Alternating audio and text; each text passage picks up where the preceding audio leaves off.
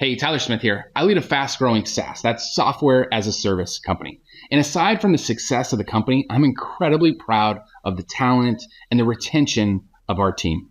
I truly believe we would not have the success that we do if it weren't for the culture that we've built. And products, man, they can just come and go, but the right people make all the difference. And so what does that come down to? Well, effective leadership. In these next 5 videos, I'm going to share 5 pillars of effective leadership so that you can take your organization to the next level. Let's dive in. So the first pillar of effective leadership is vision and purpose. A great leader has a clear vision and a sense of purpose. They can articulate this vision in a way that resonates with others, and it creates this shared sense of direction and goals. And this clarity, it helps to align our efforts, and it fosters a sense of unity and purpose within the team. Because what we know is that people want to feel like they're a part of something big. So make your vision clear and consistently point back to it. You want to say it in all of your meetings, paint it on your walls, make it part of the pulse of your company. And it will begin to build momentum as people begin to buy in. And the second pillar of effective leadership is empathy and understanding. Leadership is as much about emotional intelligence as it is about strategic thinking. Understanding the needs, the aspirations, the concerns of your team members is so crucial. So empathy builds that trust and loyalty, creating a supportive environment where individuals, they feel valued, they feel heard.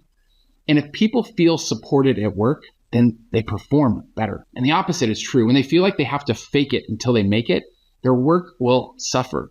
Or the resentment will begin to build and it eventually will spill out onto others. So take care of your people. Recognize that they have lives outside of their 9 to 5.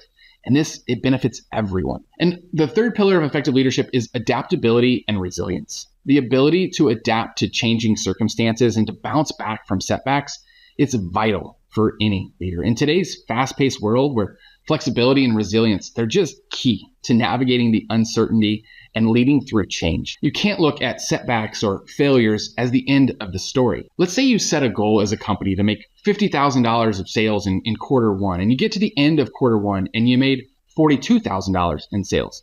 You didn't fail, you made $42,000. Celebrate that win, and then make adjustments to hit your next goal. Does that make sense? Because let's face it, you are the thermostat for your organization. Your attitude and your disposition sets the tone for everyone else to stay steady as the tides of change and setbacks, they come and they go, because they always will. And the fourth pillar of effective leadership is accountability and integrity.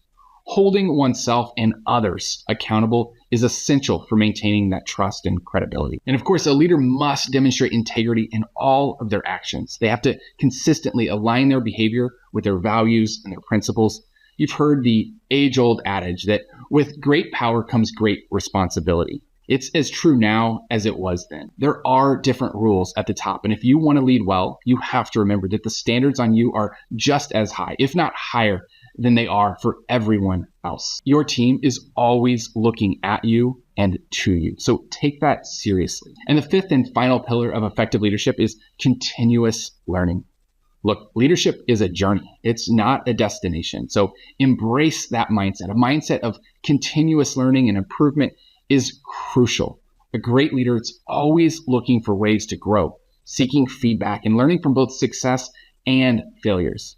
And as you lead others, who is leading you? Who are you learning from? How are you being challenged? How are you caring for yourself? And be sure that all of the things that you offer to your staff, make sure that you are taking advantage of them as well.